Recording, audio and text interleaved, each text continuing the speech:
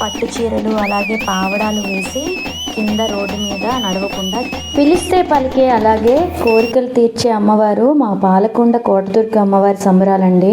శ్రీకాకుళం జిల్లాలో మ్యాక్సిమం అందరికీ తెలుసు. మా ఇంట్లో ప్రతి కోరికని ఇక్కడే చెప్పుకుంటాం. మేమైతే నలుగురం ఆడపిల్లలమండి. మా చిన్నప్పటి నుంచి ఇలాగే మా పెళ్ళిళ్ళు వీటన్నింటికి ఈ అమ్మవారి సంబరాలు అయితే చేయగా మిగతా పనులు అయితే జరుపుకుంటాం. మా ఊరికి 13 కిలోమీటర్ దూరంలో ఉంటుందండి. మా ఇంట్లో ఈ అమ్మవారు ఉంటుంది, పిలిస్తే పుడుతుందని మా ఊర్లో అనుకుంటా ఉంటారు. ఇక్కడైతే మా అమ్మ ఘటాలు రెడీ చేస్తుంది. ఘటాలు అంటారు దానికి.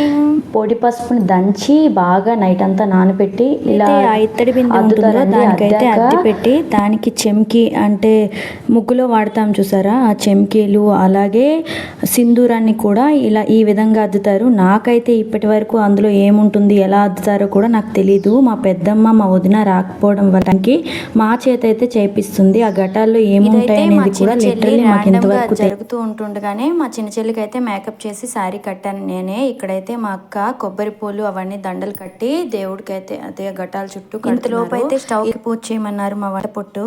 సో అందుకని ఇలా స్టవ్కి పూజ చేసి మొదలు పెట్టారు వంటలు అయితే. ఇంతలోపు మా ఘటాలు తయారు చేసే ఆయన ఎవరైతే పూజారి అంటారు కదా, పూజారి అనం మేము మందలోలు అంటారు. పూజారులు గట్రా ఉండరండి ఇలాంటి సంబరాలకి. సో ఇలా అయితే ఒట్టి కుండలన్నింటినీ 4 ఘటాలుగా పేర్చారు. ఇక్కడ పిల్ల బెటానికి అన్ని పాలు ఇవన్నీ ఇచ్చేసరికి సరిపోయింది. ఇక అయితే ఈ మందల ఆయన అయితే వచ్చేసారు. 4 ఘటాలు కాబట్టి 4 కాళ్ళకి దండం పెట్టి కాలు కడిగి తెస్తారు. అలాగే ఈ ఘటాల్లో ఏముంటాయో తెలుసా అండి? కొబ్బరికాయ, అరటిపళ్ళు, బియ్యం అండ్ కొన్ని పళ్ళు రకాలు ఉంటాయి. అక్కడ జరుగుతుండగానే టిఫిన్ల సెక్షన్ కూడా నడుస్తుంది. ఇలా టిఫిన్ల సెక్షన్ అయిపోయిన వెంటనే ఇంకా ఉపవాసంతో ఉంటామండి. ఘటాలు వేసుకున్న వారు నాకు చూసాను అమ్మవారు వీళ్ళెవరు భోజనాలు చేయకుండా ఉండరు.